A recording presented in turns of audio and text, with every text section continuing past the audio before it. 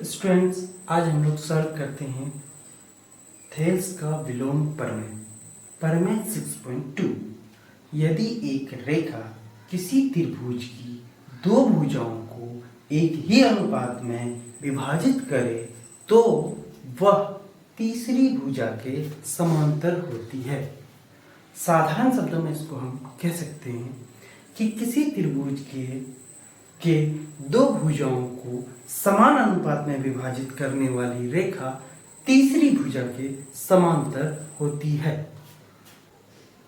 Figure हम लोग बनाते हैं। एक त्रिभुज लेते हैं, पहले ए बी सी, ठीक है। अब ध्यान से देखिए कि इसकी एक भुजा के समान दो भुजाओं को बराबर अनुपात में विभाजित करती है। मान के चलिए वह रेखा क्या है, DE।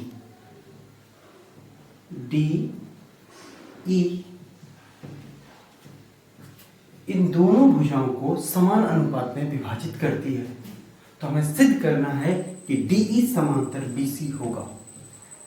जल्दी से हम लोग लिखते हैं। दिया है त्रिभुज ABC में ये जो DE रेखा है ये बराबर अनुपात में विभाजित करती है, मतलब AD बट्टे BD बराबर AE बट्टे CE। ठीक है। अब हमें क्या सिद्ध करना है? सिद्ध करना है DE समांतर BC।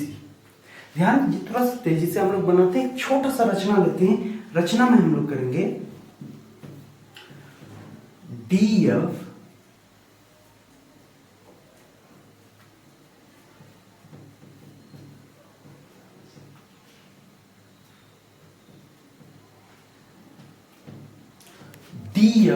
समांतर BC खींचा। क्या रचना लिए? DF समांतर BC खींचा। अब हम लोग परिमाण दिखाएंगे। परिमाण,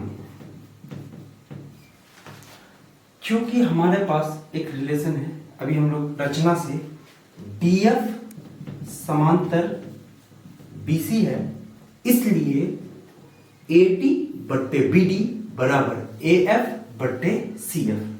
AD बट्टे BD बराबर AF बट्टे CF। समीकरण 1 दे देंगे, ठीक है।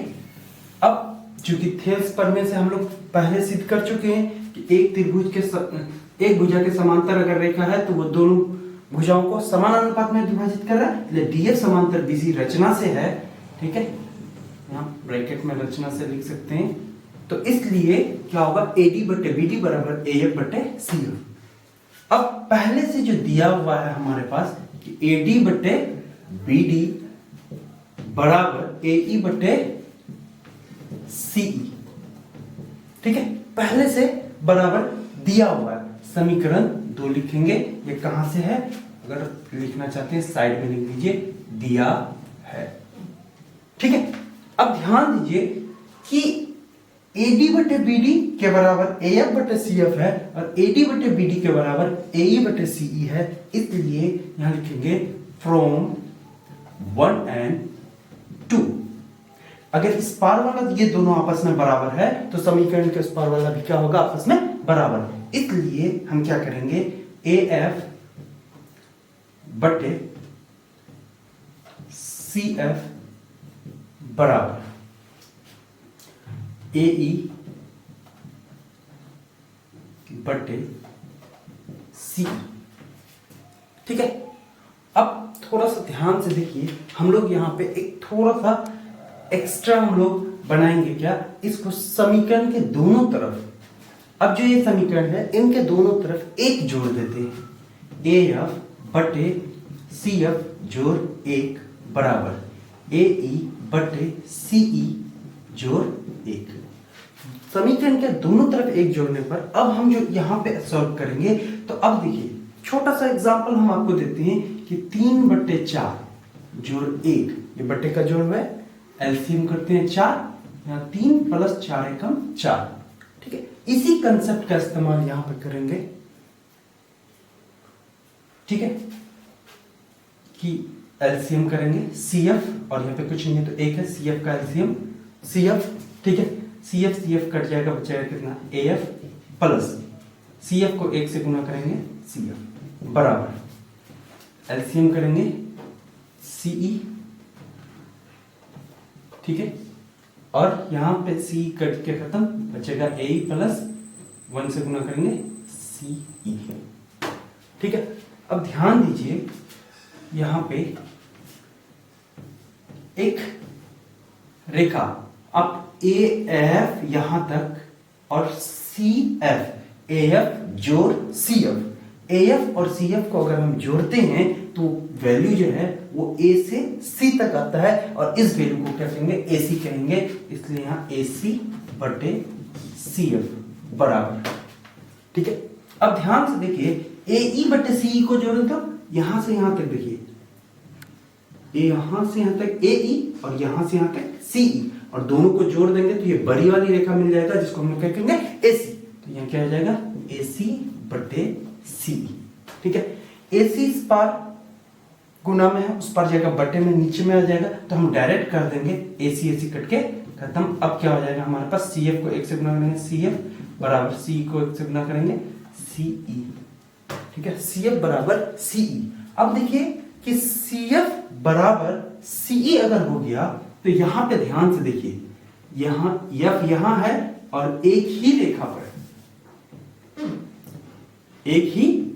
पर सीई और ई और एफ है, तो क्या एक ही रेखा पर सीई और सीएफ बराबर हो सकता है? यहां से यहां तक अगर आप नापेंगे सीई का वैल्यू और फिर वहां से वहां तक थोड़ा सा बढ़ जाएगा सीएफ। ऐसा तभी संभव होगा कि इन दोनों का वैल्यू समान तब होगा जब एफ या ई बिंदु एफ पर संपाती हो। क्या होगा? तो यहां लिखेंगे ऐसा तभी संभव है जब बिंदु ई बिंदु एफ पर संपाती हो।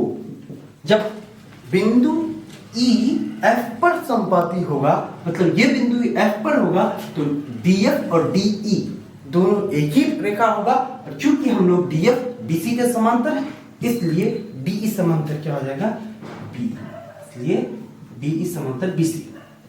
ये हो गया प्रूफ।